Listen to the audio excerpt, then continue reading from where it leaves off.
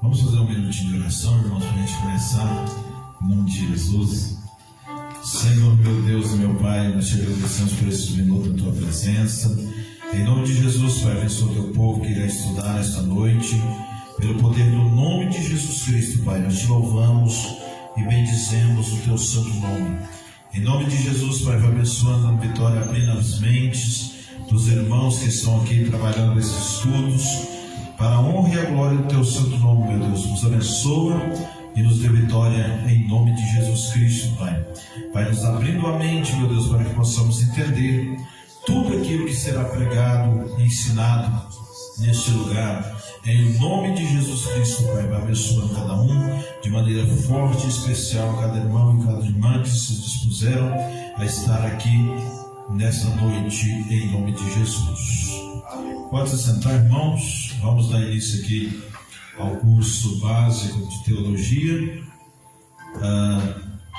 A página 28 nós vamos tratar hoje. Era 27, mas você vai ter que virar a página. Está aí, História da Igreja. Página 27, você vai virar ela para a página 28, aonde começa aqui, tá? O Senhor Jesus veio para os seus patrícios, o início aí. Amém? Nós vamos trabalhar essa pauta, Mas primeiro nós vamos falar um pouquinho sobre a questão de pregar, desenvolver o texto, trabalhar os textos, que nós sempre falamos aqui para os irmãos que estão aprendendo como tratar, você portar diante de um texto para poder pregar, Vamos para o quadro aqui. Nós estamos falando sobre os sermãos, Aqui não vai dar para a câmera pegar, mas está aqui escrito sermão textual, sermão temático e sermão expositivo. Domingo eu preguei o sermão expositivo. Os irmãos viram como foi, apesar de eu ter falado muito testemunho, muita coisa, mas porém eu trabalhei dentro do sermão expositivo. O que é o sermão expositivo? Eu posso pegar um livro de Atos, do capítulo 1, e pregar até o capítulo 28, que é o último livro de Atos. Eu posso fazer uma exposição bíblica do livro de Atos, Então, esse sermão expositivo, está pegando na direitinho? O sermão expositivo, ele é um sermão que você pode usar para poder expor, aleluia, Pai do Senhor, pode ficar à vontade aí, viu? O sermão expositivo, dá a apostila do irmão lá para mim, eu acho que é essa daí, você lê, irmão Marcelo aí, a página 28, mostra para mim, por favor. E esse sermão expositivo, irmão, como nós estamos explicando, o irmão está chegando agora, Nós vamos mostrar aqui como se funciona o sermão expositivo, que é uma exposição da Bíblia. Essa exposição da Bíblia é para você aprender como você vai pregar. O que é uma exposição? Nós estamos falando agora, o irmão estava chegando, vou repetir aqui. A exposição é quando você pega um livro, um sermão expositivo, vamos supor, o livro de Atos dos Apóstolos. Aí você quer pregar só o Atos dos Apóstolos. Então você pode fazer uma exposição durante várias pregações só naquele livro, Ou você pode expor o livro da Bíblia inteiro. Ou seja, de livro de Atos você pode pegar do capítulo 1 ao capítulo 28. Esse é o sermão expositivo. Deu para os irmãos compreenderem? O sermão temático. O que é o temático, Marcelo? Temático é um sermão que tem um tema, Por exemplo, você vai pregar lá numa igreja.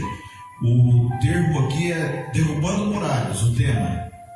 Você vai trabalhar em cima do tema derrubando muralhas. Então, você vai trabalhar em cima desse tema. Sempre que você lê Josué capítulo 6, versículo 23 a seguir, você vai ver lá que caiu as muralhas, E o sermão que o irmão te deu é em Josué capítulo 23. Então, sempre que você for pregar, você tem que deixar o jargão do sermão temático, Tudo que você pode sair daquele tema de Josué capítulo 6, e você pode percorrer por toda a Bíblia, mas sempre fiel ao tema.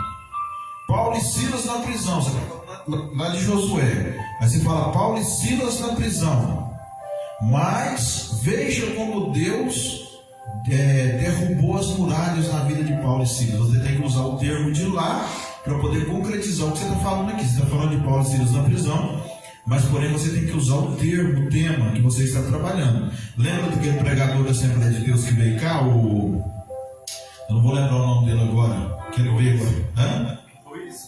Era Luiz, né? Ele veio e ele estava pregando, e o sermão dele era Deus não perde o homem de vista.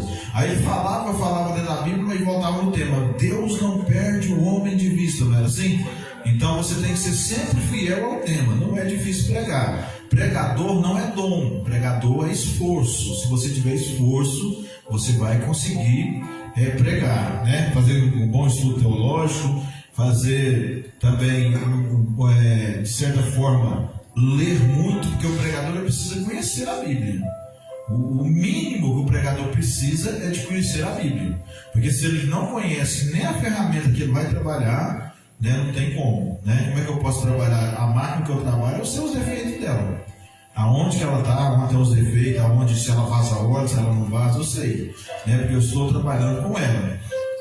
Quer falar alguma coisa? Não, eu ia só falar sobre até um barulho, a gente já localiza o que é, né? Isso, já sabe certinho onde é. Então, um pregador, ele precisa conhecer o texto. Por exemplo, eu vou pregar um sermão expositivo lá no livro de Atos. Eu falo Atos do capítulo 1, Jesus foi levado ao céu, né, recebido em cima, foi quando foi a ascensão de Jesus e tal. No capítulo 2 foi descido o Espírito Santo, quando os irmãos estavam reunidos, você tem que saber o texto. No capítulo 3, Pedro e João só vão orar e tal, você tem que conhecer a Bíblia, né?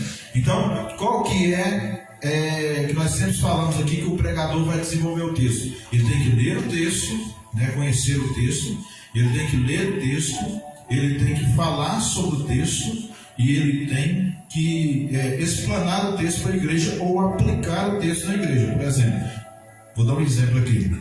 Eu estou pregando o livro de Atos. Aí eu estou pregando sobre o paralítico da Porta Formosa.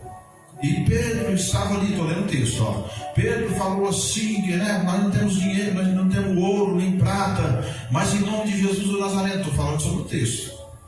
Já li o texto para a igreja. Agora eu estou explicando o texto, falando sobre ele. Aí depois eu falo assim, eu não sei qual é o seu... já estou aplicando o texto. Eu não sei qual é o seu problema, qual é a sua dificuldade, mas o mesmo Deus que levantou aquele coxo vai levantar você também. Ele vai cuidar de você. Eu estou expondo, aplicando o texto da igreja. Então, o que o pregador faz? Ele tem que ler o texto, falar sobre o texto, que é a história do texto, né, do paralítico que estava na Porta Formosa. E depois você tem que explanar o texto para a igreja, ou seja, aplicar aquele texto na igreja, usando aquela situação para fazer o inglês ver entre o irmão que está ouvindo, o ouvinte, né? Então, se você se dedicar a falar, nós chamamos isso de oratória. Se você se dedicar à oratória, a falar desenvolvidamente, sabe como que eu comecei a pregar? Eu ia para o meio do mato e ficava lá falando com as árvores. Deus vai te levantar nessa noite. E as árvores, né, não dizia amém não, mas eu ficava treinando. Então o que eu estava fazendo? Eu estava desenvolvendo a minha oratória. Tem gente que fala, não, irmão, na hora que eu chego lá, Deus me dá tudo. Aí chega aqui e fica enchendo linguiça. Não é assim? Não, você tem que desempenhar a sua habilidade cada vez mais. Pregador, como diz o Eliseu Gomes, como diz muitos desses grandes aí, pregador não é uma pessoa que dá uma do outro, que começa de uma hora para outra. Pregador é uma pessoa que já tem uma fundamentação, estuda, pratica e desenvolve o seu sermão. Quer falar alguma coisa? Não? Você está com a mão assim? Então, deu para entender bem aqui, irmãos? O sermão textual. Agora vamos para o sermão textual, né? O sermão textual, eu comecei de baixo para cima, para dar um inglês ver aqui. O sermão textual é quando você pega um texto, vamos supor, Salmo 23. O Senhor é meu pastor, nada me faltará, deitar faz vezes fácil, tem que saber o texto. Guia-me no somente as águas tranquilas, refrigerar minha alma, guia-me pelas vidas da justiça, pelo amor de seu nome, aí, quando as privadas da sua mão. Eu tenho que saber o texto. Porque o pregador sempre tem que estar com o texto afiado na cabeça. Se você praticar, você vai saber. A minha esposa sempre orava o Salmo 91. Ela sabia todinho de cor, eu não sei. Ela falou, você está errado aí, aqui é assim, assim, assim. Eu não sei todo de cor. Porque ela praticou aquela oração, né? Então tem como você saber da Bíblia de cor. Tem como. O texto que você pregar, se você ler ele várias vezes, você vai saber de cor. Então, o que acontece? O sermão textual, ele é um pouco diferente dos outros. E ele você vai abordar parágrafos. O que é parágrafo? Versículo 1, versículo 2, versículo 3, versículo 4, até quantos versículos você quiser, dentro daquele tempo. Por exemplo, o Senhor é meu pastor e nada me faltará. Aí, o que a gente tem que incrementar? A gente tem que incrementar que nós chamamos de cultura, né, de algo cultural na Bíblia. Por exemplo, eu estou lendo o Salmo 23, o Senhor é meu pastor e não me faltará. No hebraico está não me faltará, né? Porque ele não vai me faltar na hora da angústia, na hora, né? Então você pode usar para parafrasear, ou seja, o Senhor é meu pastor e ele não me faltará. Ele não me faltará na angústia, ele não me faltará quando eu estiver com problema, ele não me faltará quando eu estiver com fome, quando eu estiver em casa, quando eu estiver faltando pão, ele não me faltará. Você está usando o texto, tá vendo? Então não é difícil você desenvolver o texto, você está usando o texto. Então, deitar-me faz vezes passos, né? Aí, guia minhas águas tranquilas e refrigera minha alma. Aí você vai estudar a cultura da época, pegar um bom livro e estudar a cultura da época para você implementar na sua pregação. O que é a cultura? Quando Davi falou assim, unja minha cabeça com óleo e meu cálice se transborda, sabe qual que é a parte cultural ali? A ovelha, as moças ficavam perturbando a orelha da ovelha, entrando dentro do ouvido, e ela ficava assim se batendo, né?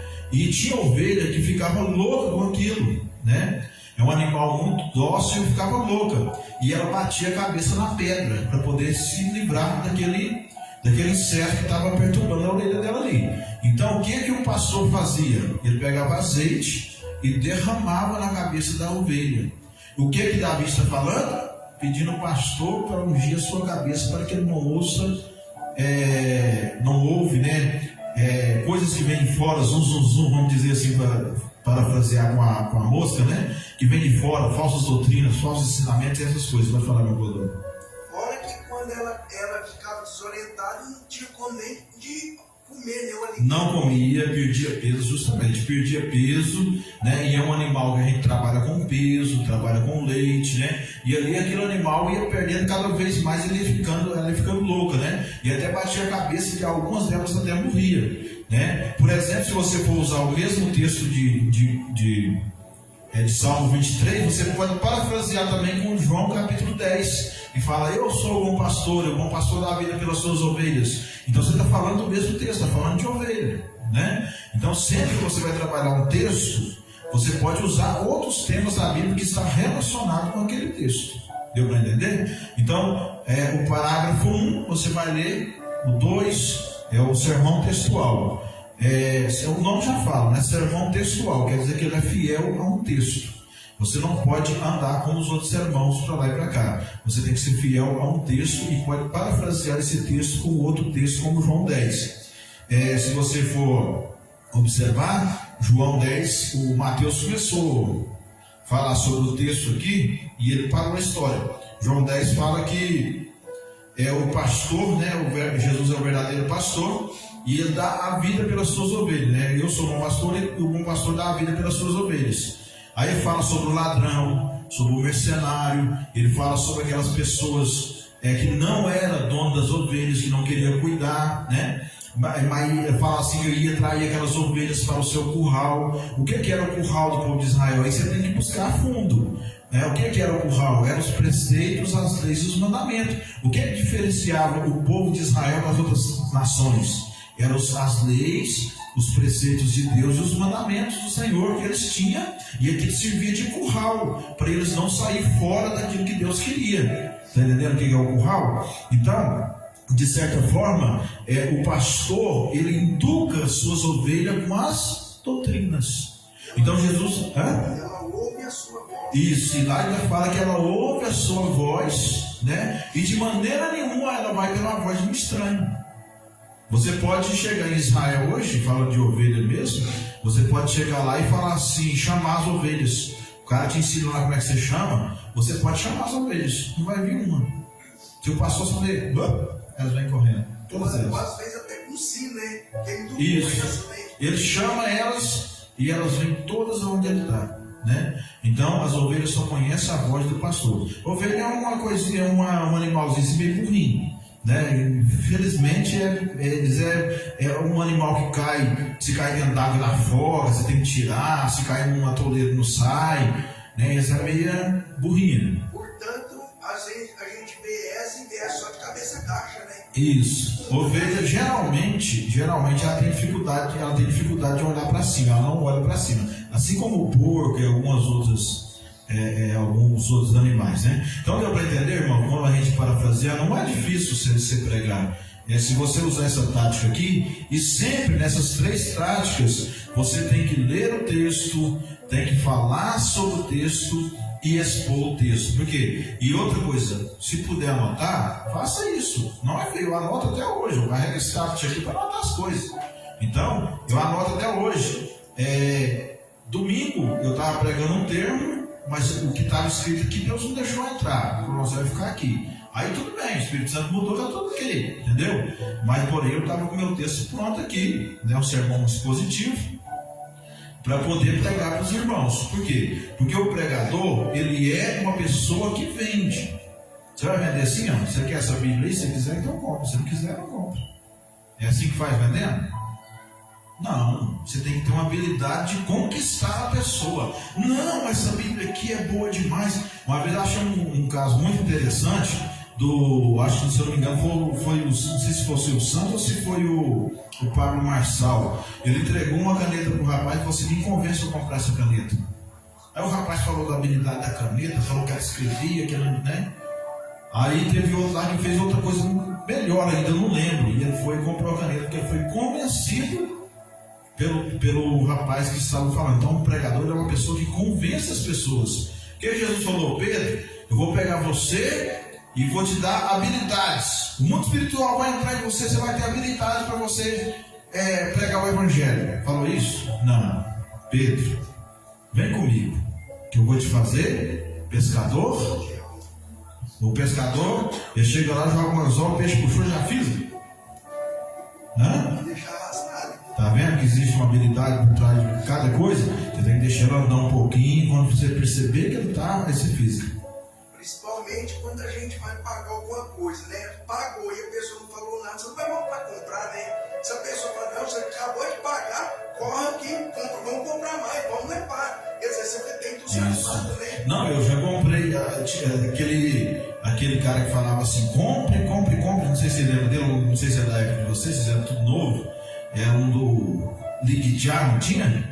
Aí, rapaz, aquele cara me convencia. Eu ficava olhando, se é melhor que eu vi, eu estava com o telefone ligando, ele me convencia a comprar. Não, nós chegava no material, eu entrei mais feio, mais ruim.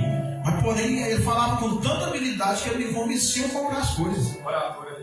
A oratória é boa. E outro, irmão, o irmão João tocou num negócio muito bom também, sobre a questão da oratória. Né? Como tem um irmão ali, a gente fala isso aqui, mas o irmão está chegando agora. A questão da oratória é o seguinte: é você falar um texto desenvolvido. Isso aí usa tanto para político quanto para mestres de estado, governador. Se você chegar no plenário agora, os caras não vão chegar lá e falar assim: eu vim cá falar para vocês. Não é assim. Vossa Excelência, eu queria a pauta da palavra. Isso é oratória. Está entendendo? Então o que o pregador tem que fazer? O pregador tem que trabalhar dentro do texto, mas usar também a oratória. Por exemplo, eu sempre falo isso aqui, vou usar um termo com oratória e sem oratória. Com oratória é o seguinte, sem oratória é o seguinte: 2 ladrões entrou na casa da minha sogra, roubaram e saíram pela porta da frente e ninguém viu. Foram embora e levaram tudo. Isso sem oratória. Agora, se eu falar convencendo: 2 ladrões entraram na casa da minha sogra, roubaram tudo, saíram pela porta da frente e nunca mais foram vistos. Só assim a gente conhecia. Só porque eu dei pausa nas palavras, tá entendendo? Então, essas pessoas que você conversa com o juiz, com o advogado, né? Ele sabe trabalhar. Deixa um advogado chegar no juiz e começar a falar: não, eu vim cá para você fazer. Opa, não é você, não, o senhor. Está entendendo? Então ele precisa estudar para ele poder falar com o juiz, porque depende do que você falar, você é processado na hora, né? Depende do jeito que você falar com ele, você é processado. Por quê? Porque exige uma oratória. Ele vai falar: você não estudou para falar comigo? Né? E aí o advogado vai falar: não, doutor, assim e tal. Ele vai falar dentro do contexto. Semana passada eu fiz uma visita lá com o delegado e falei: eu sei, ele olhou para mim, olhou para mim. O que você falou? O senhor. O senhor, né? É uma autoridade. É por isso que eu não. É por isso que. Isso, pode baixar os outros aí, por favor. É por isso que eu. Pode pegar seu microfone, a gente já vai entrar.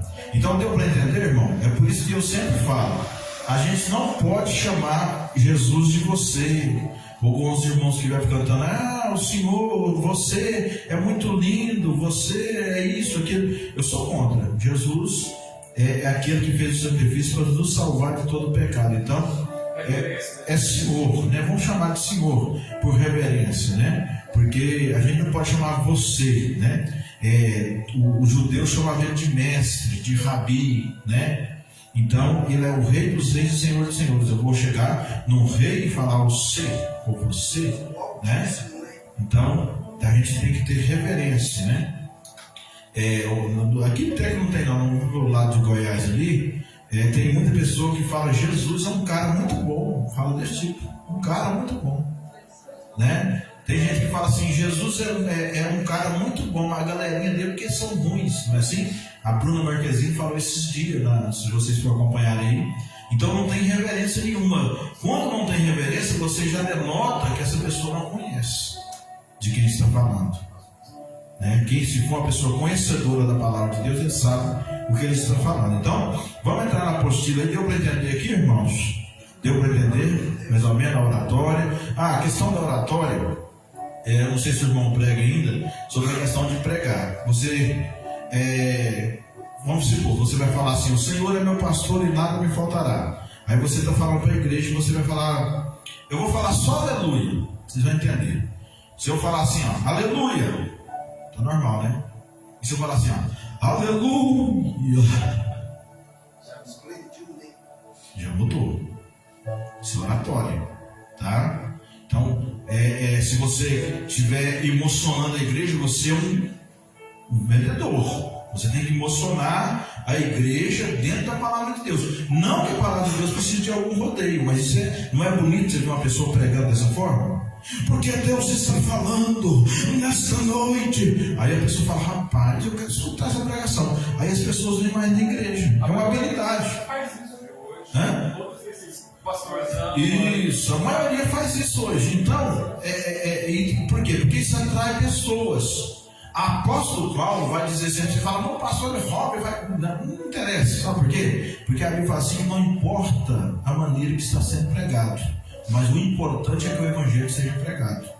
Tem muita gente, pode falar, Márcio. Eu também ministro a palavra, né, como o irmão falou também. E é interessante essa eloquência para a gente ministrar, porque aquece também o pregador, né? Isso. Porque quando a igreja está fria, a gente nota um peso, a dificuldade para ministrar.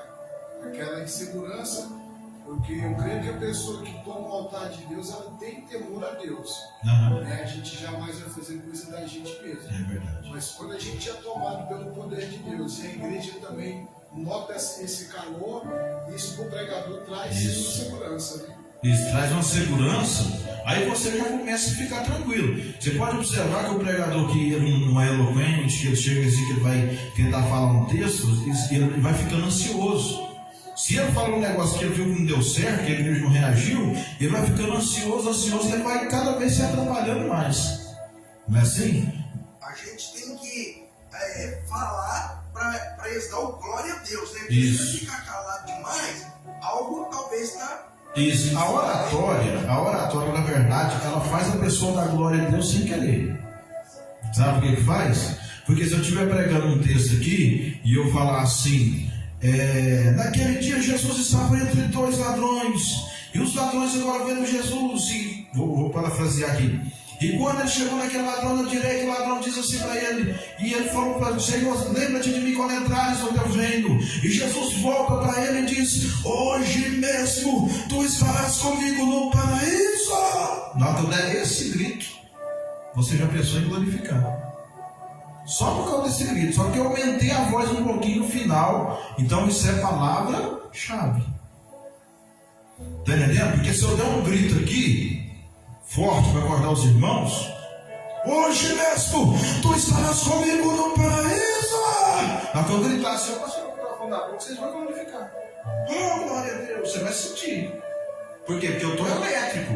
Então eu estou mandando vibrações elétricas para a igreja, né? E se você pregar a palavra de Deus, não importa o que você pregar, a palavra de Deus ela é viva, ela tem o poder do convencimento. Mas se você for observar, o sacerdote, ele tinha as pedras, as 12 pedras no peitoral, tinha a mitra aqui na cabeça, né? Tinha o turbante, tinha as roupas que ele podia entrar para adorar a Deus nos santos dos santos e oferecer as oferendas, as orações. Então, a gente vemos por esse motivo que se está no altar do Senhor, você tem que ser uma pessoa glorificada. Né? Já precisou chegar lá de qualquer maneira? Oh Deus, vem cá oferecer uma que eu ponho a mão na árvore e eu estou queimado. Não é assim que aconteceu com Nadab e Abiú, filho de Arão? Chegou lá de qualquer maneira. Irmãos, esse negócio da árvore ela é tão interessante. Agora eu vou pregar sobre isso. Que o sacerdote passava um ano todinho santificando. Um ano inteiro. Sabe o que ele não podia fazer? Nem ter relação com a mulher dele. Era um ano sem relar na mulher dele. Só para você ter uma ideia. E esse sacerdote entrava com uma tigela de sangue de animal, um animal puro, né, de um cordeiro, de um touro, de um novilho e tal. E ele entrava e ele dava 7 passos em direção do propiciatório, que era a tampa da arca. Ali dentro estava a vara de Arão que floresceu, um maná que caiu do céu dentro de um pote de bronze, e as 10 tábuas, as 2 tábuas contendo os 10 mandamentos, 5 em cada um. E ali nesse propiciatório ele passava o sangue do animal, assim, um pouco do sangue do animal, e a energia que estava sobre aquele propiciatório descia. A nuvem de Deus começava a relampejar e trovejar. Se ele fazia isso assim, ó, e saísse, ele estava morto. E se ele suasse? Se ele suasse, estava morto também. Ele tinha que se lavar em antes. E quando ele saía, ele pegava o tigela e fazia assim, de costas. Se ele virasse as costas para Deus, ele morria. Na hora que ele fechava a cortina, aí ele podia virar as costas. Está entendendo? Agora a pessoa fala, não, eu vou lá na igreja e prego de qualquer maneira. Não, irmão, vamos fazer bonito. Nós temos capacidade de fazer isso, de estudar, de perder, vamos supor assim, perder um tempo na sua casa para ler, para escrever, para trazer algo bonito para a igreja. Isso é bom. Quando a pessoa prega com sabedoria, dentro da cultura, se você vê ele expandindo e tal, a gente se sente convencido pelaquela pessoa e a gente gosta de ouvir a pregação dele. Agora tem uns irmãos que vai pregar, você vai observar. Os irmãos, tem uns irmãozinhos assim na igreja, você só observa, só olha no relógio assim, ó. Meu Deus do céu, será que não vai acabar mais não? Não é assim? Agora, quando a pregação está boa, o que o irmão fala? Você escuta o dia até meia-noite. Porque o coração do culto é a pregação. Eu já observei um negócio, uma vez aconteceu, não foi aqui não.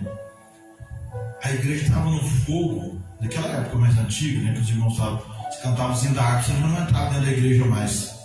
Aquele fogo, aí de repente passou a palavra para o pregador, mas o pregador acabou com fogo em todo mundo. É uma questão de a gente ser sensível. Como assim? Se eu estou vendo que a igreja está glorificando, não é de eu pregar em concerto, não. Está entendendo? Hoje o irmão quer se alegrar. Então, um dia, outro dia você fala de concerto, não tem importância. Mas tem gente que sabe derrubar o astral do outro. Não é assim? Aí isso aí ele fala, glória a Deus, aleluia e tal. Eu começo aqui, ó. As irmãs que usam minissaia, as irmãs que usam batom, usam brinco, não sei o que, Deus vai te pegar. Eu acabei com os irmãos. Os irmãos vão começar, amém, amém, né? Quando não quer ouvir mais, fica assim, amém. Tem um dia, irmão. Tem um dia específico para você pregar a doutrina. Sente o astral da igreja. O pregador tem que sentir o astral da igreja. Quantas vezes eu cheguei e sinto Deus mudar a mensagem na hora por causa do astral da igreja? Se o astral está bom, está um lugar, um ambiente, o povo está alegre, então vamos falar da grandeza do nosso Deus, né? Vamos falar de Isaías capítulo 6, quando os querubins rodavam diante do trono e os irmãos acham bom falar daquilo lá, e você fala da ressurreição de Jesus, fala da morte dele, fala da vitória no Calvário, fala que desceu ao mundo dos mortos, fala que foi a ascensão ao céu. Aí a pessoa fala: nossa, que pregação, domingo que vem eu quero ouvir de novo. Não é assim? Agora tem muitas pessoas que sabem jogar água no fogo. Então o pregador tem que sacar até isso, né? Então, saindo agora, irmão, da questão dos pregadores, nós vamos entrar aqui na página, nessa página 27, né? Vira aí para o lado 28. O 27 está escrito aí, é a história da igreja, não é? História da igreja, no 27. Aí você vira para o 28, que é onde começa. Pode ler aí, Vaz, para nós. O Senhor Jesus veio para os seus patrícios. Estes o rejeitaram, e assim nasceu a igreja, povo zeloso e de boas obras, fiéis de todas as denominações e de todas as nações, começando com os judeus. Em Jerusalém, aonde se agregaram quase 3.000 almas na primeira pregação em Atos. Logo na fundação vieram as perseguições, prisões, apedrejamentos e as dispensações. Atos 8:1 ao 2. Isso. Só para os irmãos entenderem aqui, Atos capítulo 1, 8, vai falar, se eu não estou equivocado, vai falar sobre a morte de Estevão ali, né? O primeiro diácono a ser mártir. Os irmãos não souberam as palavras, eu vou falar aqui mártir, se eu falar de indulgência, vocês me perguntam o que é isso, tá? Para eu poder ser mais específico, porque a gente já está acostumado a falar, a gente fala da maneira normal que é. Então, veja bem, o que é patrícios na Bíblia? Tá aqui, ó. Jesus veio para os seus patrícios. É pai, né? Não. Refere-se a pai. Não, patrícios. Patrícios quer dizer irmãos ou conterrâneos da mesma terra, né? Por exemplo, os seus patrícios quer dizer guri na nossa língua, aqueles irmãos, né? Aquelas pessoas. Então, esses patrícios aí, Paulo diz, né? Eu estava aos pés do Dr. Gamaliel e eu era mais adiantado que os meus patrícios, porque o judeu considerava apenas os judeus como irmãos, por isso a palavra patrícios, né? Então por quê? Porque judeu só considerava judeu como irmão. Se existisse outro tipo de gente convertida ao judaísmo, eles chamavam eles de mestiços. Eram pessoas mestiças que eram chamadas também de prosélito. O que era prosélito? Uma pessoa que não é das promessas de Abraão, mas essa pessoa, ela, de certa forma, ela aceitou o judaísmo como a sua fé, né? Então essa pessoa se tornou um prosélito.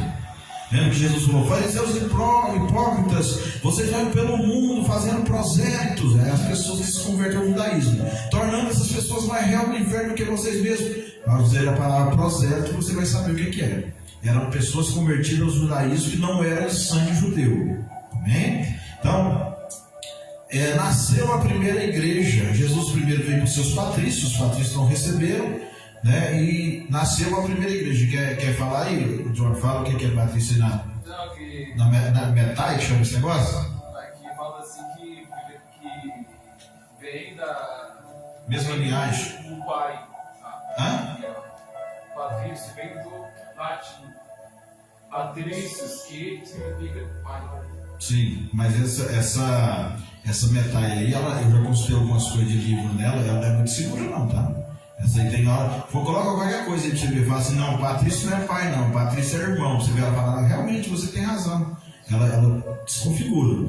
Eu já pesquisei muito nela aí. Essa foi a inteligência artificial do WhatsApp. Então, resumindo aqui, irmão, patrício quer dizer irmão, da mesma linhagem, do mesmo tipo sanguíneo. Então, Se vocês forem observar, os patrícios rejeitaram Jesus.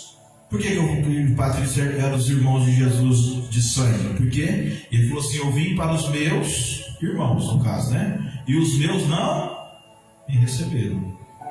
Não é assim que diz a Bíblia? Então Jesus falou para a mulher samaritana: de fato a salvação vem da onde? Dos judeus. Está entendendo? Então a salvação vem dos judeus, porque Jesus vem. Se você for ler o primeiro capítulo de Mateus, o que vai dizer? Jesus, filho de fulano, de ciclano, de Betânia, né? Vai falar lá a genealogia. O irmão um dia falou para mim: você não consegue pregar genealogia? Eu falei: eu consigo, é mais fácil do que você imagina, porque você vai pegar a linhagem do Messias e vai passar em toda a Bíblia. Então não tem nem tanto, né? Porque se você for olhar a genealogia, Jesus passou pela linhagem de Davi, né? Por isso que ele era chamado filho de Davi. Isso aí você vai só cada vez pregando melhor, né? Por que o cego Bartimeu falou: Jesus, filho de Davi, tenha misericórdia de mim, né? Por exemplo, irmão, você viu a palavra Bartimeu na Bíblia, já viu? O que significa Bartimeu, você sabe? Bar, em hebraico, significa filho. Então o pai dele chamava Timeu. Antigamente falava Jesus, filho de José. Jesus, filho de José. Então Bartimeu estava falando filho de Timeu, que era um alto funcionário do governo, né? Que era pai desse cego Bartimeu que foi morto na guerra. Isso aí é uma parte histórica que eu estou falando aqui. Então, se você for observar, Bar em hebraico significa filho. Então, Bartimeu, Barrabás, né? Barrabás é filho do pai, significa o nome dele, né? Então, se você for observar essa parte que começa com Bar, né? Bartolomeu, você vai ver que está falando filho de alguém. Então, Jesus instituiu a sua primeira igreja, né? E na primeira igreja de Jerusalém, quando Pedro pregou, quantas almas se converteu? Quase 3.000 almas. Sabe como era pregador? Mas por quê? Estava cheio do Espírito Santo. Só? Não. Quanto tempo Jesus discipulou eles? 3 anos. Antes que eles andavam com Jesus, eles eram, e depois apóstolos. Está vendo aí? Tem que fazer essas transições. Isso aí fica escondido na Bíblia, a gente tem que achar. Então, o que é discípulo? Quem está aprendendo. Cada rabino pegava de 8 a 10 jovens de entre 8 a 30 anos. Com 30 anos, você fosse discipulado em toda a lei de Moisés, você podia fazer parte do Sinédrio, né? Que era se você for ver no Beit Hamikdash, que é a casa sagrada do Templo de Salomão, ali tinha onde os milhares de pessoas adoravam e os judeus ofereciam seus holocaustos. Aí tinha a sinagoga. A sinagoga, você já ouviu a Bíblia falar sobre sinagoga. A sinagoga era tipo uma escola rabínica que se ensinava a Torá, a lei de Israel. E ali na sinagoga tinha 2 partidos, maioria. Tinha mais, mas tinha a maioria que era maior, se chamava fariseus e saduceus. Qual a diferença entre fariseu e saduceu? Vou explicar porque a gente no curso de teologia tem que falar, né? Você sabe? Então diga. Um deles acreditava na ressurreição e os outros não. Isso, muito bem. Os saduceus não acreditavam nas mesmas coisas que os fariseus acreditavam, mesmo seguindo a lei de Moisés. É por isso que os saduceus chegam em Jesus e diz para ele que uma mulher tinha os seus irmãos lá que antigamente casavam em família. Se eu morresse, o meu irmão tinha que casar com a minha esposa. E aí ela falou assim, eles não acreditavam na ressurreição e sabiam que Jesus pregava sobre a ressurreição, né, dos mortos.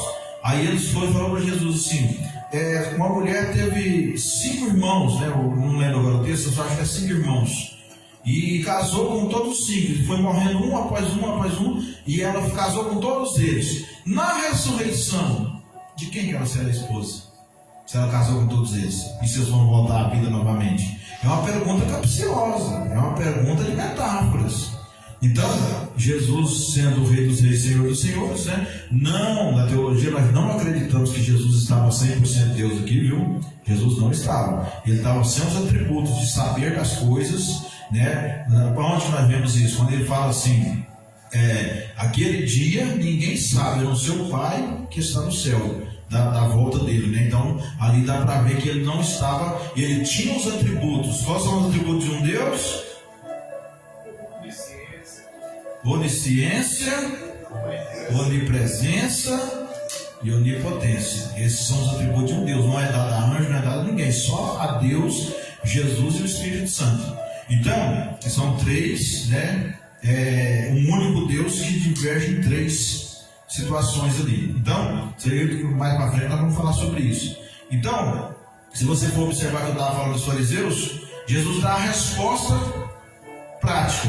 Falou para eles assim: olha, no reino de Deus não se casam e nem se dá em casamento. Aí cai por terra os nefilins. Lembra dos nefilins? Gênesis capítulo 6, já ouviu falar assim na internet, irmão? Os nefilins, os anjos tomaram forma de homens, se casaram com mulheres, os filhos de Deus, já viu isso? E só cita no livro de Enoque.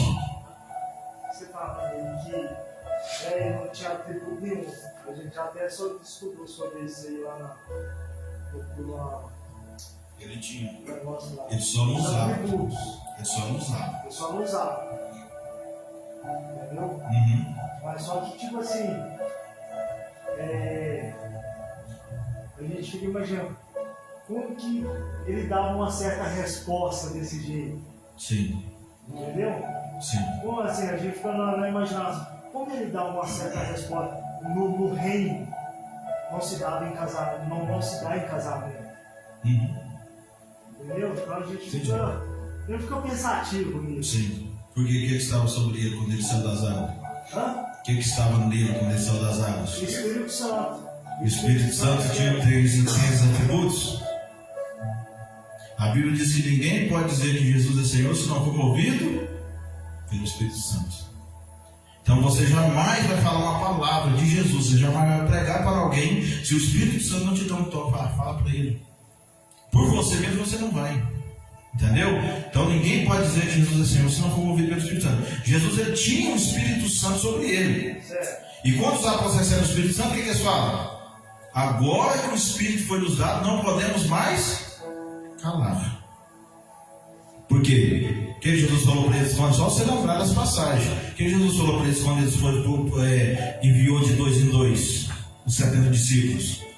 Não precisa dizer nada. Porque quem vai falar? O Espírito Santo vai colocar a palavra certa, na hora certa, no momento certo para você dizer. Por isso que Jesus tinha as palavras de vida eterna. Porque ele tinha sobre ele o Espírito Santo que habitava nele. Quando ele sai de dentro do Jordão, João diz: eu vi o Espírito de Deus descer sobre ele em forma corpórea. Aí você vai levar algum pombinho na sua casa, não é assim? Já viu aqueles pombinhos na casa simbolizando, chamando o Espírito Santo de pombinho? O Espírito Santo é uma pessoa, irmãos. Vou te fazer uma pergunta que a qual adventista faz. Pode fazer. Jesus, na concepção humana, ele podia falar do seu propósito? Jesus, na concepção humana, ele podia falar do seu propósito? Isso aí vai divergir de ideias para ideias. Eu mesmo não acredito que funciona assim. Porque ele sabia justamente o governo que tinha sobre ele. Ele teve opção várias vezes de deixar de fazer isso. Ele teve. O diabo: você não é o filho de Deus, transforma os seus pés em pão. Droga diante de mim, vou te dar toda a glória do mundo. Não foi assim? Jesus teve como falhar todas as vezes. Ele foi atentado. A oração do Getsemane, né? Isso, afasta de mim esse cálice. Cálice significa sofrimento na Bíblia, né? Na cruz, Senhor, porque ele é desamparado. Isso. É porque na hora que Jesus, de certa forma, ele atraiu o pecado de toda a humanidade para ele. Para levar o nosso pecado para a sepultura e voltar de lá e deixar o nosso pecado lá. Por isso que o diabo não pode te acusar. Seus pecados já foram sepultados. Está entendendo? Você peca, mas os seus pecados são perdoados. Porque o pecado que manchava você, ele está sepultado. Ele não pode mais te atingir.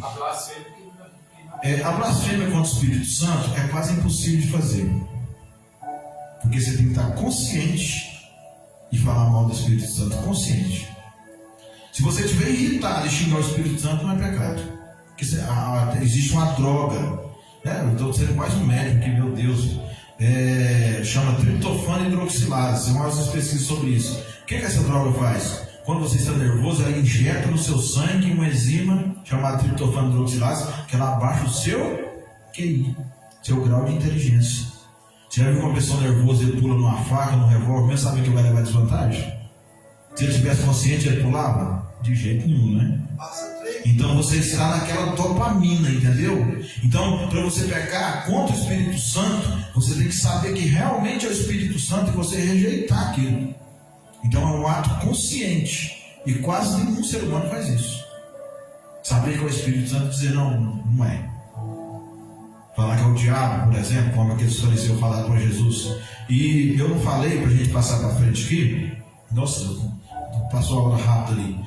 Para a gente passar, eu não falei dos fariseus, né? Os fariseus, eles acreditavam em anjos e demônios e que Deus ia julgar o mundo em um grande tribunal. Os saduceus não acreditavam em nada disso, né? Existe uma parte da lei que os saduceus acreditavam e o fariseu acredita na lei por completo. Então o fariseu, naquela época, ele era parecido com um crente. Mas já viu aqueles irmãos religiosos? Irmão do céu, você veio de chinelo na igreja, isso é pecado. Os fariseus eram mais ou menos desse jeito. Irmão do céu, você está usando óculos. Não, isso é pecado. E a língua? Isso. Então os fariseus eram mais ou menos dessa forma. Eles eram aquele povo religioso, aquele povo que do nada já pegava pedra para apedrejar os outros. Você falou contra Moisés, hein? Isso era aquele povo radical, sabe? Aqueles irmãos que nós temos na igreja radical, né? Se eu vim com a manga curta aqui pregar, eles falam: ô irmão, essa manga curta aí, ó.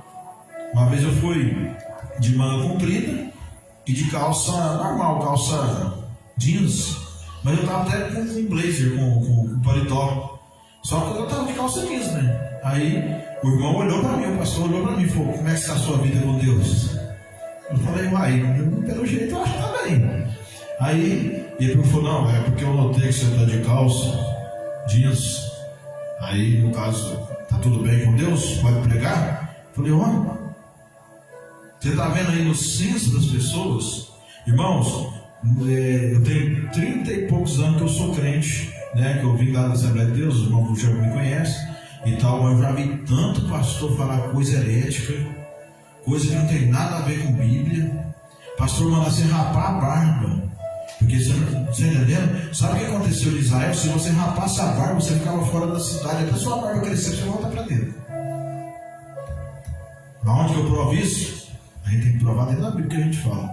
Onde Davi falou para aqueles, o rapaz rapou a barba lá, o rei inimigo, rapou a barba dos valentes de Davi e mandou eles de volta para Davi como gesto de humilhação. Davi falou assim: manda eles entrar não, fica no arraial, lá de fora do arraial, até a barba deles crescer, depois chega diante de mim. Você entendeu? Então, o óleo que desce sobre aonde? A barba de Arão. Então mostra até que o sacerdote tinha barba. E eu consigo provar na Bíblia que a barba é mais usada na Bíblia do que o sem barba. Porque você sabia que na Bíblia você não pode rapar a cabeça? A não ser se você esteja fazendo um voto, alguma coisa. Os judeus só rapam. Isso é uma crença judaica. Não tem nada a ver com o cristianismo. Mas porém os judeus rapavam a cabeça, mas não rapavam com lâmina. Eles cortavam o cabelo bem baixinho mesmo, né? Tosquiava bem baixinho. Paulo fez isso. Se você for ver no livro de Atos, quando ele voltou para Jerusalém, ele fez isso. Ele cortou bem baixinho para mostrar que ele era do judaísmo, para o judeu não agarrar ele ali, que ele matar ele, né? Paulo era um cara poliglota, ele sabia o que ele estava fazendo. Ele falava o latim, ele falava o grego, ele falava o hebraico, né? Ele falava com um soldado aqui em latim. De repente viu o irmão do hebreu que ele falava em hebraico com o cara. Vinha outro aqui da cultura da Grécia, ele falava em grego com o cara. Paulo era especialista nisso. Era um doutor advogado, ele entendia todas as leis. Por isso ele escreveu quase a metade, né, do Novo Testamento, as cartas de Paulo. Então era um cara que foi separado para uma obra maior por causa, eu sempre falo isso, por causa de quê? Porque ele se preparou, ele passou a vida dele estudando. Não foi assim que Paulo fez? Desde pequeno, aprendeu os pés do Dr. Gamaliel, foi crescendo o judaísmo, e de repente Deus tem um plano para ele lá na frente. Ele seguia, e aqui vai falar de Estevão, nós estamos dentro do tema aqui, né? Vai falar de Estevão no capítulo 8 aqui, que ele sofreu prisão, apedrejamento, julgamentos, né? Paulo estava segurando a capa daqueles irmãos que iam matar Estevão. O pessoal do Sinédrio levaram para Paulo aquela capa, né, que eles usavam. Se você for pegar um texto dentro da Bíblia para pregar, tem a capa de Acã, que ele escondeu debaixo da tenda, e depois Deus fez uma numeragem, uma contagem do povo lá e caiu lá em Acã, né? Deus mandou que matasse ele e a família dele por causa disso, né? Tem a capa de Eliseu, de Elias, que quando ele sobe ela cai, né? Tem um significado ali, só você pesquisar. Tem a capa de Eliseu, quando ele bate no Jordão e fala: onde estás, ó Deus de Elias? E abre o Jordão, né? Tem a capa de Bartimeu, que de dia era uma capa romana, de dia servia para provisão, que ele podia pedir, né? Porque tinha uma autorização romana para pedir. Quando eles davam a capa, ele tinha autorização romana para poder pedir esmola. Então ele ficava ali mendigando, pedindo esmola. Então a capa romana, de dia ela trazia provisão, né? E de noite ela aconchegava ele por causa do frio, né? Proteção. Então você pode usar esses dois termos para pregar sobre essas capas, né?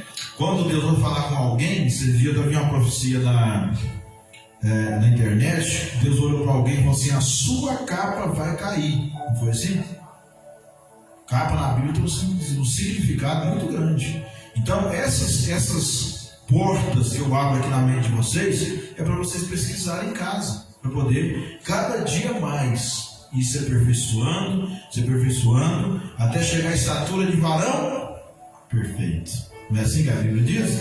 Então a gente tem que se aperfeiçoando até chegar no céu, né? Então, irmãos, continua lendo aí, Vaz. As missões começaram com Paulo, Tomé, Bartolomeu, Barnabé e outros. Pedro foi crucificado na 7ª década. Roma perseguiu a igreja até o ano 313 e, após essa data, oficializou a religião. Adulteraram os fundamentos da igreja primitiva, colocando a Inquisição, além da venda de indulgências e a doutrina da infalibilidade papal. O Papa nunca peca e nem erra. Isso, peraí. Os irmãos estão vendo aí que eu vou falar algumas coisas interessantes. Ó. A missão começou com Paulo, Tomé, Bartolomeu, Barnabé. Barnabé é aquele mesmo que vendeu uma propriedade que tinha de alimentos. Ele era chamado de José também. E deu dinheiro aos pés dos apóstolos, não é assim? Então, esse Barnabé é o mesmo lá. Então, você vai ver aqui que Pedro foi crucificado. Mas como que a teologia sabe que Pedro foi crucificado se não fala isso na Bíblia? Os irmãos sabem o que a teologia faz? Ela estuda o contexto histórico. Você já ouviu falar de... ai meu Deus, fugiu da mente agora. De alguns irmãos que escreveu a história dos hebreus, os irmãos dos séculos depois de Jesus, eles começaram a escrever. Tinha Agostinho, se você for conhecer sobre a história da igreja, você vai saber. Tinha Lutero, tinha quem mais? Tinha John Calvino. Esses irmãos que veio mais para cá. Mas no comecinho lá, tinha Eusébio de Cesareia. Ele escreveu a história do judeu. Ele fala sobre a guerra dos Macabeus, como é que o templo foi destruído, né? Que o templo hoje lá não existe mais, né? Então houve uma guerra, ele foi destruído. Um general, lá tem um arco de Tito, um general romano jogou fogo no Santo dos Santos, né? Que eles tinham medo das divindades. Então eles não queriam, de certa forma, contrariar os deuses, né? Entre aspas, que eles falavam. Então toda nação conquistava, eles não tocavam nos templos e nem nos objetos dos templos e tal. Cada um tinha a sua fé, eles tinham medo dos deuses. Então, se você for observar, eles no ano 70 depois de Cristo, né, o templo foi destruído. Então 70 depois de Cristo, Cristo morreu hoje. Aí veio a história dos apóstolos, passou 70 anos, o templo foi destruído. né? Tito entrou com uma guarnição chamada Batalhão Italiano, né? Ali os macabeus se resistiram. Ali tinha um líder que você vai lembrar dele, chamava Barrabás. Lembra aquele cara que foi solto? Ele aparece na Guerra dos Macabeus. Ele era um líder de facção. Ele era da tribo dos Essênios. Quem eram os Essênios? Os Essênios eram um grupo de judeus religiosos que queria defender Roma, queria defender Israel de Roma na espada. Eles eram o que ele chamava os Santos Guerreiros. Eles jejuavam para poder vencer na espada. Agora você imagina. Então, aí o batalhão italiano fez a sua primeira passagem nas portas, que não resistiram, e entraram. Morreu o judeu de tudo quanto é tipo você pensar, jogado de cima do templo, mergulhado em valas dentro do chão, que eles jogaram, encheram de água, morreram afogados. Quem tentava escapar por baixo, porque os templos antigamente, essas maiores culturas, tinha túneis de baixo que você saía lá fora da cidade, né? E você, de certa forma, você entrava dentro do templo e escapava por ali se tivesse uma guerra ou alguma coisa. Então, se você for olhar na Guerra dos Macabeus, você vai saber tudo isso. Então, como é que a gente sabe isso na teologia? Por causa que teve irmãos que escreveu. Eusébio de Cesareia. Tem um que está na minha mente aqui, que ele é o mais falado. E eu esqueci o nome dele agora. Mas eu sempre estou lembrando, eu falo para os irmãos. Ele escreveu a História dos Judeus. Você pode pesquisar lá o livro, a História dos Hebreus. Vai estar o nome dele lá. Eu esqueci o nome dele agora. De certa forma, esses judeus escaparam ali, né? Está dando para entender tranquilo, irmãos? Pode continuar? Está entendendo tranquilo? Então, se eu pegar muito profundo aí, eles vão falar de uma maneira mais superficial, tá? Começaram a missão, Pedro foi crucificado. A história vai dizer que Pedro foi crucificado em Roma. Depois que Paulo disse: combati o bom combate, acabei a carreira, guardei a fé, Paulo foi morto. Aí Pedro, para não deixar os irmãos que Paulo tinha ganhado para Jesus em Roma, à mercê de algum irmão, como ele era o líder da igreja, como diz a igreja católica, ele era o primeiro papa, né? Então ele desce para Roma, né? Aí quando ele está em Roma, o imperador é Nero Domiciano, lembra agora? Então esse Nero, o dia que ele estava mais tranquilo, ele pegava a cabeça dos cristãos, que é as perseguições que eles tinham, colocava no estaca, mergulhava no querosene e mandava o soldado para o fogo e ficava em redor das estradas de Roma para poder iluminar e servir também de aviso para todos aqueles que fossem contra o Império Romano. O Império Romano ele era governado pela igreja que você conhece hoje, chamada de Igreja Católica. A Igreja Católica governava o Império Romano. Ela quando aquele imperador se converteu a Cristo, mas ele se converteu assim. Por que a Igreja Católica fala que são cristãos também? Porque eles também adoram Cristo. Tem lá o presépio, o Santo Cristo, não sei o que, mas eles adoram do jeito deles. Então, teve um imperador que cessou a perseguição, chama Constantino. Ele cessou a perseguição aos cristãos. Estou falando de história da igreja, os irmãos entenderem. E aí o que acontece? Quando ele cessou a perseguição aos cristãos, depois de Nero matar Pedro, matar Paulo, né? Cessou essa perseguição no ano de 313 depois de Cristo, né? Então já um bom tempo depois, né? Então os cristãos sofreram muito martírio. Os cristãos eram jogados para ser mortos por leões no Coliseu. Já ouviu falar no Coliseu? Se você ler na história da escola, você vai ver isso aí. O Coliseu falava que aquelas famílias eram jogadas para ser mortas por leões, né, para ser despedaçadas por feras. Então era família de cristãos. Cristão era considerado de certa forma um mártir, né? Então quando morria algum cristão, eles falavam: Deus ama eles, são mártires, né? Então todos eles que estavam com Cristo ali não podiam confessar a Cristo. Então o que eles criaram? Eles criaram uma maneira de falar que era cristão. Eles faziam o desenho de um peixe. É por isso que você vai ver algumas bíblias com o desenho de um peixe, tá? Então tudo tem uma história por trás. Então quando ele fazia o desenho de um peixe, aí o irmão ali era cristão também. É Rony o seu nome, né, irmão? O irmão Rony era cristão também. Aí eu desenhava, ele estava aqui conversando com o Rony, de repente eu desenhava uma parte do peixe. eu desenhava um peixe aqui na areia do mar, nós estávamos conversando ali. Aí o Rômulo olhava para aquilo lá, ia lá e desenhava também um peixe. Eu sabia que ele era cristão.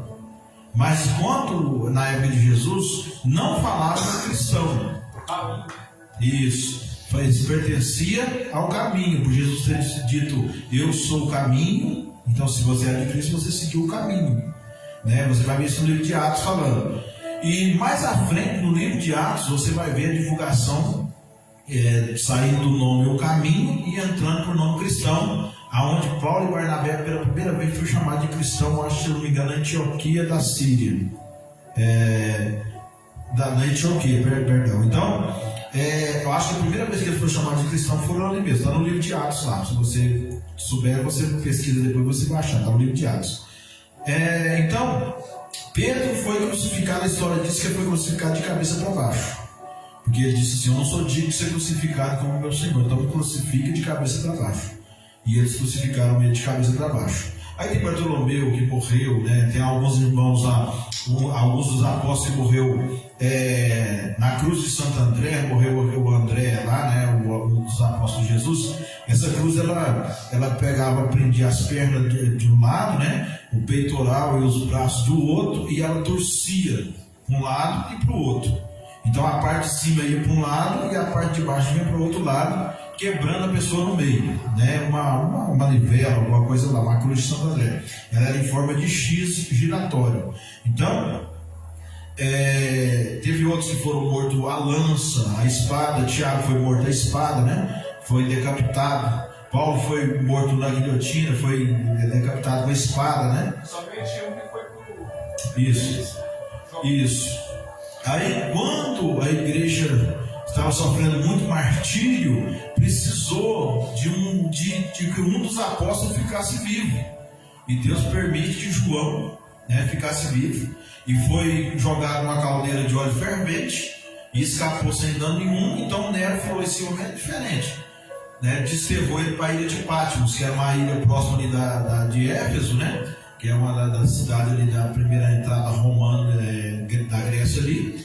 Então, em volta ali da ilha de Patmos, tinha um mar, se eu não me engano, Mediterrâneo. Então era muito grande, para você sair nadando de lá, você não saía. Eram muitos quilômetros de água, não dava para você chegar à terra. E tinha muita fera selvagem, e João ficou por ali. E quando essa prisão era no meio das montanhas, né, de pedra, e quando João chegou e ficou na ilha de Patmos, ele ficou ali durante algum tempo, se eu não me engano, 33, não sei se foi 33 anos, que ele entrou com 60, saiu com 93, e quando ele ficou ali naquela prisão, ele recebeu a visão do Apocalipse. Por quê? Porque alguém tinha que falar de Jesus no meio desse caos. Aí João vai ver Jesus, não como o Yeshua mais, vai ver agora glorificado, cabelo branco, com uma branca lã, né, uma roupa salpicada em sangue, mostrando o sacrifício, um cinto de ouro, uma espada que saía da boca, mostrando que ele estava com a espada e podia, né, guerrear contra ele quisesse, quem ele quisesse, e os pés como latão reluzentes, polido, como um bronze polido, né, brilhando. E João caiu nos pés dele, né? Provavelmente deve ter visto o furo dos cravos, né? Que eu acredito que Jesus tem até hoje o furo dos cravos, porque como vamos dizer, o nosso triunfo sobre Satanás, né? Para Jesus provar, porque lá, quando nós entramos na escatologia, o Marcel vai ficar com o cabelo rupiado, né? Que quando eu entro na escatologia, o Marcelo fica me parando toda hora. Não, mas isso aí não está certo. Na escatologia, vai falar assim, Marcelo, que ele tem os cravos até hoje, porque ele vai descer no Monte das Oliveiras, né? Zacarias capítulo 14, vai pisar e o monte vai se fender, vai abrir. Né? Zacarias capítulo 14, versículo 4. E o povo de Israel vai sair do cativeiro. E quando ele chegar até ele, vai falar: quem é você? Ele vai estar no corpo glorificado, ele vai mostrar as marcas, né? Para mostrar que era aquele Jesus que veio 2000 anos atrás para eles, né? Então eles vão recebê-lo como seu Messias. Então, para não perder muito tempo aqui, os irmãos já sabem da perseguição da igreja, que nós estamos falando. Isso é muito bom a gente relatar essas perseguições, para mostrar que hoje em dia, irmão, não é só perseguição nenhuma. Né? Hoje em dia, se o irmão olhar de cara feia para nós, vai falar, tu não aprova. Você sabe por que não tem isso? Perseguição? É porque não tem mais aquele limite. É verdade. Não vai pregar, se né? você for, sai aí, Uhum. Sempre é perseguido mesmo. E tem um negócio, irmão. Quando você for uma pessoa que prega a palavra de Deus, desenvolve a palavra de Deus, que você tem uma chamada, pode preparar para ser perseguido até dentro da sua casa. É esposa, é filho, é dessa forma. Eu conheci um pastor, o filho dele xingava ele na frente de todo mundo. Era um filho já grande, e ele ficava assim, a cabeça baixa. Então toda pessoa, pode observar, quando você recebe algo de Deus, você recebe um espinho na carne. Aquele espinho, às vezes, é para estar tratando com você mesmo, é um sofrimento. Jesus falou assim: vinde após mim que eu vou te dar carro, mansão, dinheiro, não é assim? Não. Quer vir após mim? Pega o quê? Sua cruz. Cruz é o que, irmão? Cruz é sofrimento, humilhação. Aí tem uns irmãos, eu vou entrar nesse assunto agora, apesar de estar gravando na live, eu vou falar. Tem alguns irmãos que pegam a cruz e colocam dentro da igreja. Irmão, cruz era para ladrão, salteador, cruz era vergonha, era desprezo. O cara que morria na cruz, ele era abandonado até pela sociedade, morria na míngua. Aí tem muitos irmãos que pegam a cruz, pegam aqueles, né? Põe no carro lá, fé, não sei o que, em forma de cruz. A cruz, irmão, é a maior humilhação que um homem podia passar. Ele era crucificado, não era bonitinho, dia que vocês veem Jesus, daquele jeito assim, não, com o olho azul, um paninho tampando assim, era pelado para ele ficar com vergonha, mesmo seu órgão genital aparecendo, tá entendendo? Jesus apanhou tanto por ser crucificado na cruz, porque já ia levar para a cruz, que aquele chicote, ele batia assim, arrancava lasca de carne, porque ele batia e a ponta de osso segurava a carne e arrastava, tá entendendo? Na hora que arrancava, alguns estudiosos mais profundos dizem que Jesus, sem camisa, ele respirava e o pulmão dele aparecia, Ele fez até os... rasgou as costas dele. Ele fez até o número 2, né? A roupa, né? Sim, isso. A história também diz que a pessoa que apanhava da 40 chibatadas, 39 menos 1 era no chicote ou de varas. Agora 40 chibatadas já era uma pessoa que era ser crucificada. A pessoa fazia as fezes na roupa, porque era muita coisa, arrancava muita carne. A pessoa já ia para o Calvário já destruído, a cara deformada de burro, tapa, de cuspir. Se você for imaginar o sofrimento que Jesus passou, não foi coisinha à toa, não. Pode dizer. Diz que quando ele foi para a cruz, diz que o jeito dele estava todo desconfigurado, né? O rosto dele não estava conhecendo o rosto dele, estava desconfigurado, provavelmente dente quebrado, provavelmente a cara inchada, tá entendendo? Não é aquele Jesus de olhos azul que a igreja coloca, senão, e a pessoa pega uma cruz, coloca no carro ou coloca dentro de uma igreja, né? E adora aos pés da cruz, aos pés da humilhação. Irmãos, nós pregamos um Jesus ressurreto. Quem é o Jesus que você entra na igreja, quando você faz assim, ó, ele está lá na cruz crucificado? Porque foi a igreja católica que humilhou nosso Senhor. Foi eles que perseguiram Jesus. Os saduceus e os fariseus entregaram eles na mão de Roma. E a igreja romana crucificou Jesus. E hoje em dia faz um deboche, botando ele lá na cruz, falando que crê nele. Lembra aqueles caras que chegavam nele e falavam assim: você não é o rei? Debochando dele. Vamos pôr a capa no senhor. Você não é rei? Vamos vestir com a capa vermelha aqui. Vamos fazer uma coroa para ele de espinho. Não é assim? Quem é que estava debochando? Era a igreja romana. Aí hoje em dia, eu vejo que os grandes pregadores hebreus, ele fala: nossos irmãos católicos, irmão meu, não deles. No tempo nós éramos crentes que eram odiados pelos católicos, pelo povo aí da rua, nós éramos muito mais crentes. Hoje em dia mesclado. Não é assim? Hoje em dia você não sabe: eu sou cristão. Aí fala: eu sou católico. Cristão? Católico? Está entendendo? Roma nunca fez bem para Jesus. E tem muitas pessoas que caem nesse ponto. Então, voltando a resumir a história de Jesus aqui, quando ele foi crucificado, ele se jogou para frente para não poder morrer asfixiado, porque o pulmão dele estava aparecendo da costela, tinha arrancado um pedaço de carne, e o historiador vai dizer assim que ele teve que jogar o corpo para frente para ele não morrer sufocado. Lembra lá do tempo? Animal sufocado não podia. Jesus estava representando o sacrifício do animal. Principalmente na hora que ele foi citar, né, lá para aquele ladrão, né? Hoje mesmo ele teve que fazer isso aqui, ó. Isso. Ele se projetou para frente, por isso que eles falam que o cravo rasgou, porque ele se projetou para frente para ele não morrer asfixiado. Jesus, ele foi fiel até no jeito de morrer.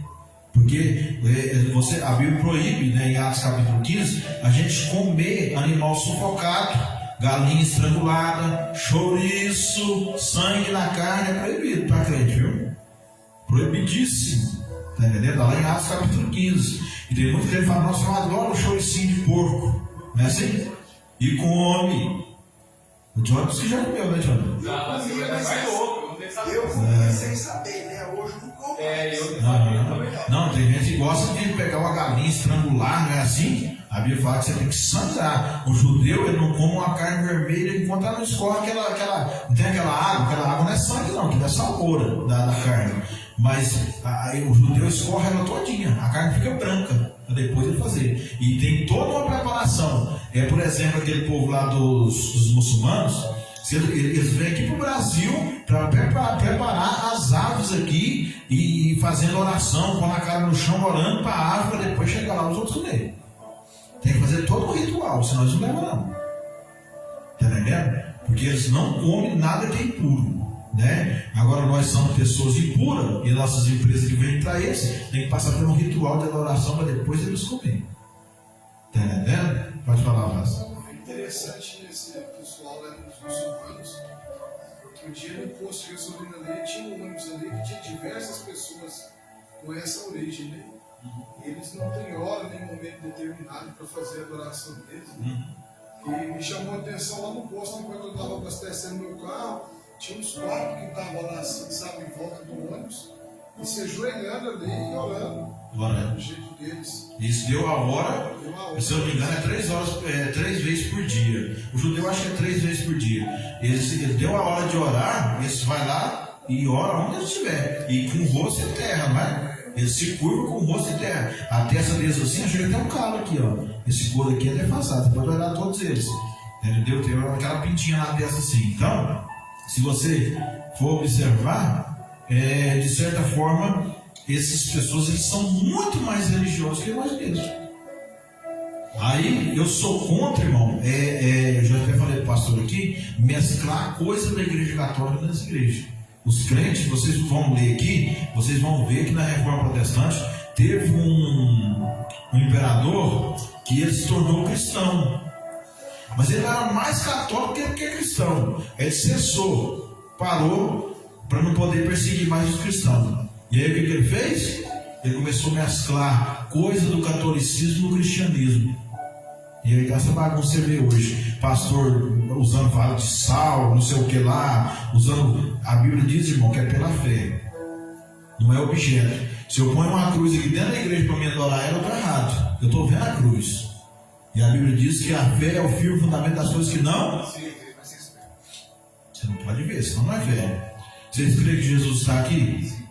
Alguém está vendo ele? Não. Então é pela. Porque você tem que ter os sentimentos, tem que sentir. Agora, se eu olhar na cruz ali, eu vou sentir. Falar, não, a cruz ali que morreu Jesus, oh meu Deus, não. Eu vou sentir. Não é assim? Agora, eu preciso sentir a energia de Jesus passando no meio de nós, com o seu Espírito Santo, para me poder sentir a alegria do poder de Deus. Agora, se tiver qualquer objeto, irmão, passa nessa porta aqui, porque essa porta aqui você vai receber uma bênção. Portas abertas, né? Vamos colocar um portal dentro da igreja, né? Passa 7 vezes no portal, vai ser uma campanha de 7. Não, sou contra. Pela fé receba, né? Então, se você for observar, irmãos, são objetos na Bíblia, são proibidíssimos para o cristão.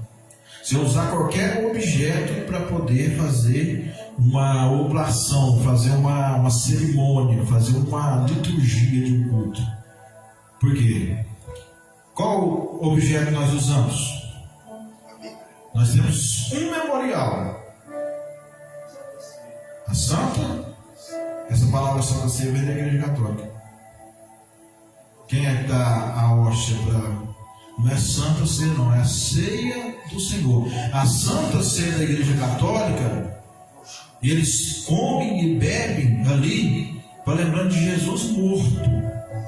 Agora nós não estamos lembrando de Jesus morto. Nós fazemos um memorial da morte, não do Jesus morto. Eles pregam Jesus morto. Você vai lá, Jesus está numa cruz assim, pregado lá naquela imagem, e o povo chora nos pés dele, está morto. Eles pregam Jesus morto. É só no dia da sexta-feira da paixão que eles decidem. Pois é, eu não sei, eu não entendo muito da Igreja Católica. Eu já vi muito que eles vai tirar lá e colocam só um pano lá. Isso. E aí depois pega não sei o que, é a maior idolatria, pega um negócio de bater no Judas, parece, né? Ele fala, tem que bater no Judas, que traiu Jesus, e tem católico que esses negócios. Então, quando o crente deixa de viver pela fé e começa a procurar objetos, ele se torna um católico. A nossa diferença dos católicos são isso. Sabe quem era Martinho Lutero, que fez a reforma protestante em 1500? Um padre. Você sabe que esse João Ferreira de Almeida era um padre também, da sua Bíblia? Ele não era um padre, perdão. Ele era uma pessoa criada dentro do catolicismo. O pai e mãe era católico. E ele foi uma pessoa que andou escrevendo. Ele era uma espécie de um missionário da Igreja Católica. Ele era jesuíta. Então ele foi pregando o Evangelho por todo mundo. Aí foi aonde ele foi, e antigamente poucas pessoas sabiam falar o hebraico. Estou terminando, faltam 10 minutos ali. Sabia falar o hebraico, o grego, que era o mais opcional na época, né?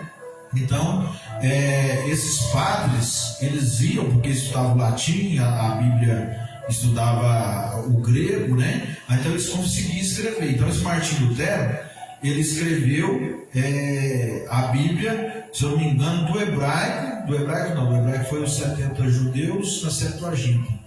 Ele escreveu do grego, a Septuaginta foi 70 judeus, a mando de Ptolomeu II, que escreveu a Bíblia do hebraico, da língua hebraica, a língua mãe da Bíblia, para o grego, que era a língua do povão na época.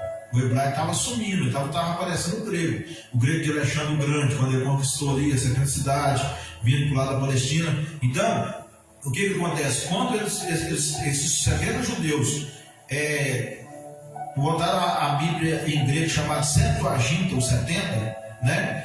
Aí esse Martinho Lutero pegou a Bíblia no grego e escreveu para o alemão. E do alemão, se eu não me engano, escreveu para o francês. Depois escreveram para a América Latina, né? Por exemplo, tem muitas coisas na Bíblia que eu mostro para os irmãos aqui que falam um texto e você não entende. Por que você não entende? Porque lá, por exemplo, se eu falar assim, majestade, uma suposição. Majestade para nós aqui é um rei, não é? Ou majestade e tal. Lá já não significa isso mais. Por exemplo, como se escreve Michael em inglês? Não é Michael? Então a pronúncia já muda. Por exemplo, João no hebraico é Yohanan. Olha a diferença. Então, tem até uns irmãos que pegou aí Jesus do grego, né, que significa isso é um porco e tal, porque no grego o nome de Jesus aparece o mesmo do latim, Jesus, não é Jesus. No latim e no grego e no hebraico não tem a letra J, então aí cai por terra o testemunho de Jeová. O nome de Deus não é Jeová, é Iavé. Qual a diferença?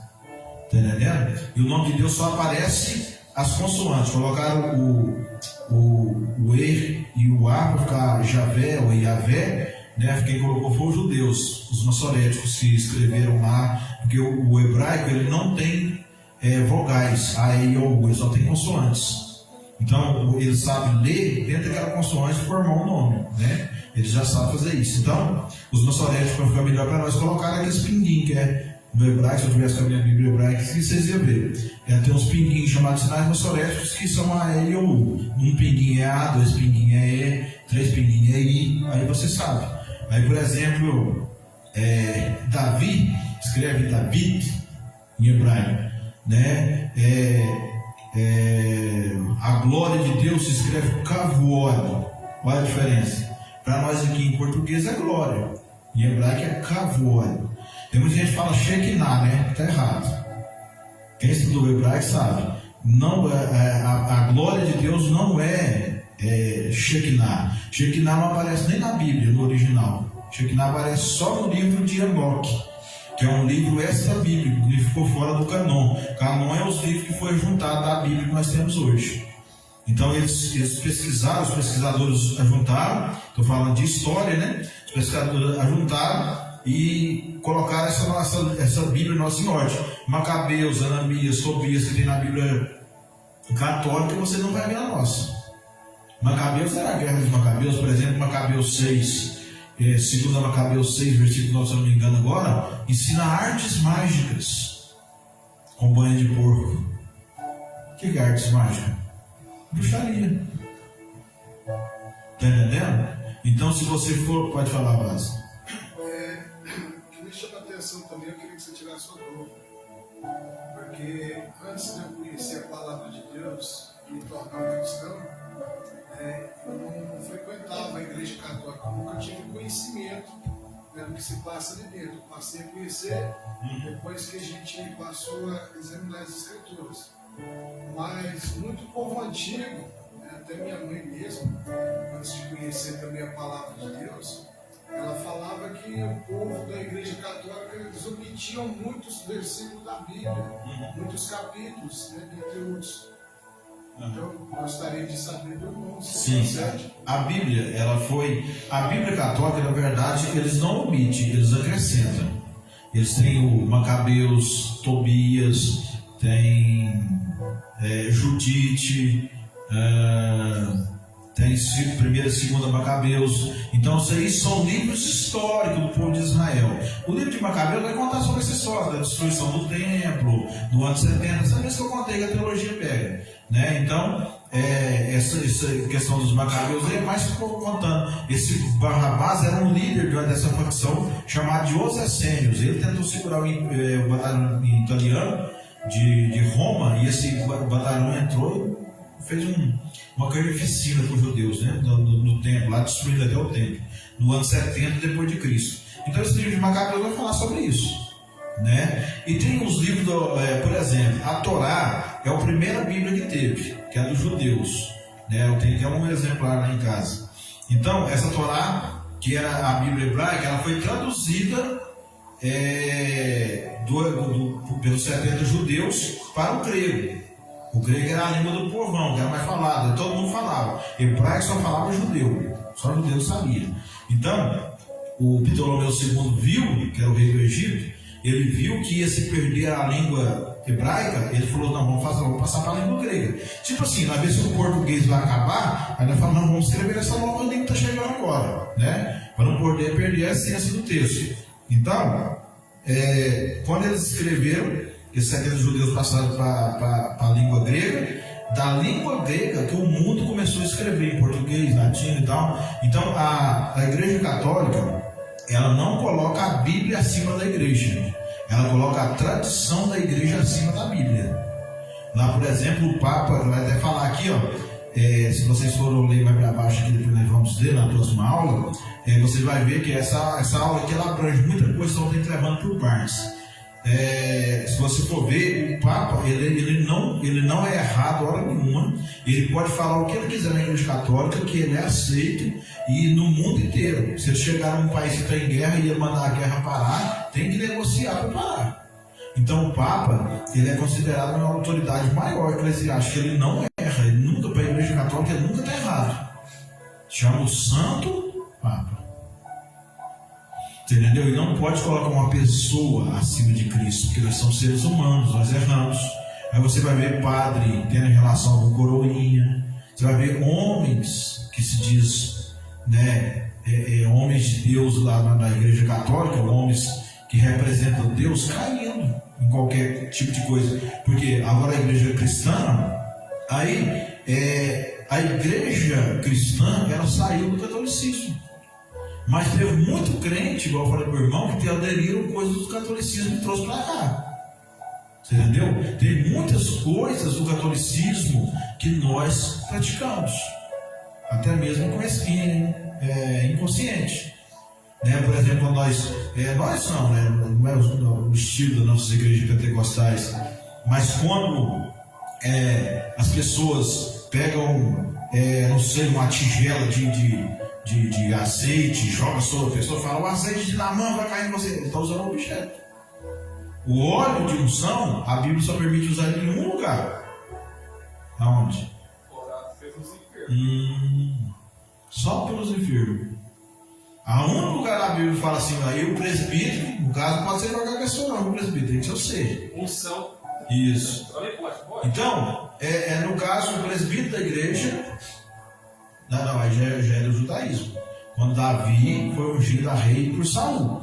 Isso já é da Torá. Não tem nada. O cristianismo é dos evangelhos para frente. Né? Jesus não mudou a lei, mas Jesus cumpriu parte dela. Então, mas só aí eu sou ungido agora, quer ver? Evangelista. Aí esse tem que derramar. Sim, é uma coisa que a igreja faz.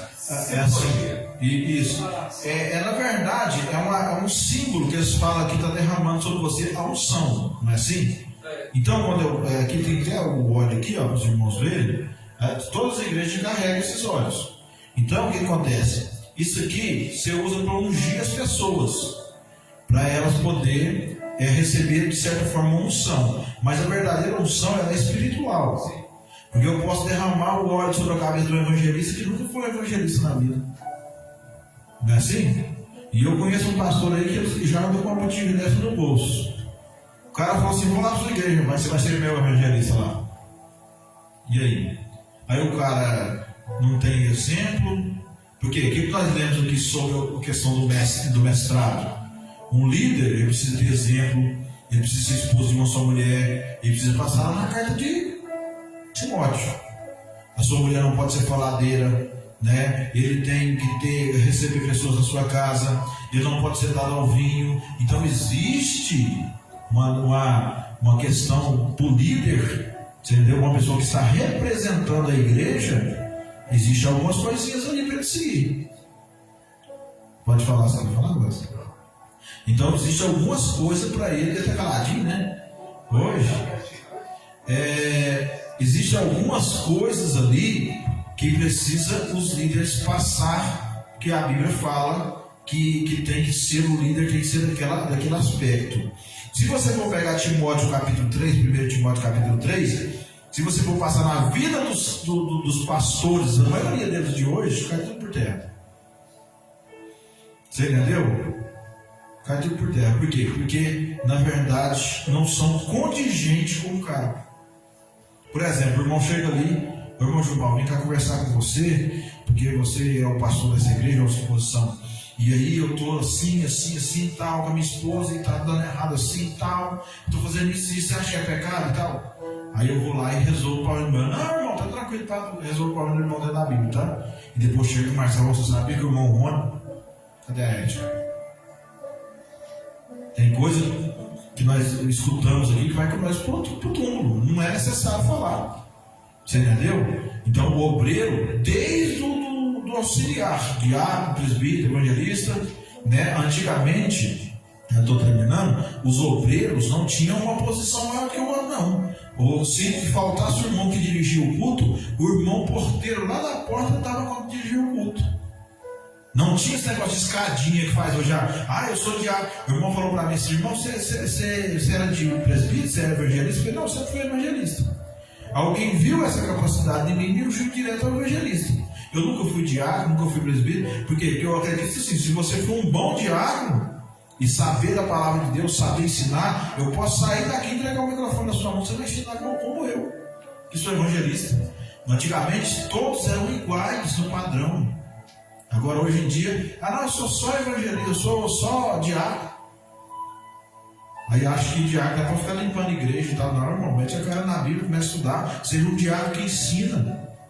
Está entendendo? Então, irmão Gilmar, você tem muita sabedoria. Eu tenho alguns irmãos aqui, alguns amigos pastores, falam assim: irmão Gilmar, você tem muita sabedoria, mas eu vejo que é eles que têm pouca.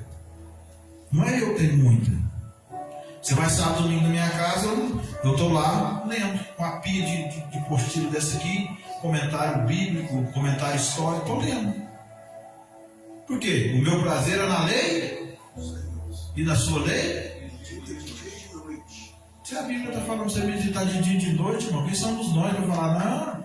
Aqui, ó, os irmãos estão aqui. Se eu for estender esse culto até meia-noite aqui, você vai falar: rapaz, esse cara não vai acabar mais não. Nós passamos 2 horas assistindo um filme e não temos coragem de passar 2 horas lendo a Bíblia.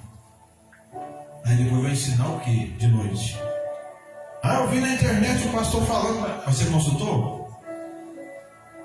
Mas tá cheio de pastor de internet aí, tá, irmão?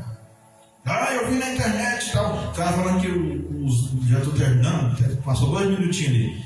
Os nefilins, que foram os filhos de Deus, se tomaram formas humanas e que se casaram com as mulheres, Gênesis capítulo 6, e tiveram os nefilins, que eram gigantes e homens valentes dentro da espada. E eles falaram que eram anjos, porque a mesma palavra para anjo aparece ali, a mesma palavra hebraica.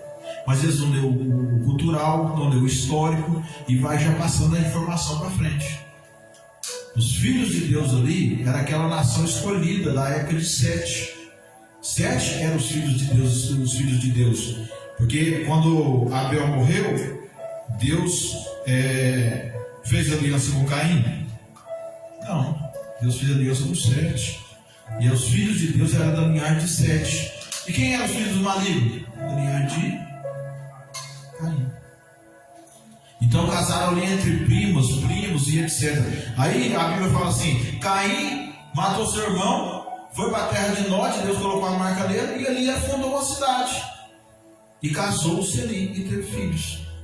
A Bíblia não está nem esquentando, porque você vai pensar com quem ele casou, se só tinha só ele na terra, e aí? Não é assim, irmão? Aí você precisa estudar. Provavelmente, o que diz a Bíblia, de Gênesis capítulo, se eu não me engano, capítulo 4, no capítulo 8, fala, Gênesis capítulo 8, fala que, no final lá, fala que Adão viveu 800 e poucos anos, se eu não estou enganado agora, e teve filhos e filhos. Então, como é que nós sabemos que Caim casou com alguém que só tinha na terra? Aí sabe o que o povo fala? Fala assim que tinha outra linhagem de pessoas que não foi criada por Deus.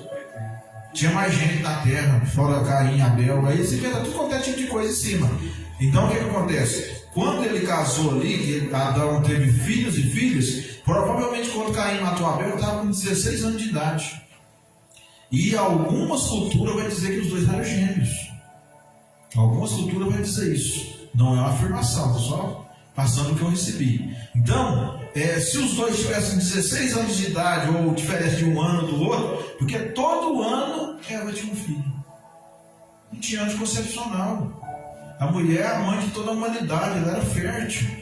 E era vontade de Deus. E era vontade de Deus, estava tudo abençoado ali. Deus falou assim: encher e multiplicar a terra. Sabe qual que era? Já estou terminando. Sabe qual que era o desprezo de qualquer mulher de Israel? Lembra de Haná ou Ana, né? Que em hebraico era ser estéril. A mulher que fosse estéril, ela ficava: nossa, eu não posso passar a linhagem do meu marido para frente. Está entendendo? Então era, de certa forma ali, a mulher ficava muito triste com aquela situação. Então provavelmente Caim casou com uma de suas irmãs, povoando a terra de Nod, colocando o nome da cidade do seu primeiro filho, chamado Enoque. Amém? Deus abençoe os irmãos que compareceram. Sexta-feira estamos aqui de novo, irmãos. No Frei Jesus, oro para que os irmãos estejam aqui novamente. Sobre a história da igreja, que é muito bom, né? Depois nós vamos entrar sobre sobre escatologia, fala sobre o fim dos tempos, a ressurreição de mortos, né? Nós vamos falar coisa profunda aqui então. Então os irmãos sempre venham para a gente estar licionando, amém? Vamos ficar de pé, vamos agradecer a Deus. Pode parar a live aí, Vasco, por favor. Soberano Deus e eterno Pai, muito obrigado por esses minutos. Nós estamos aí na tua casa, na tua presença, abençoe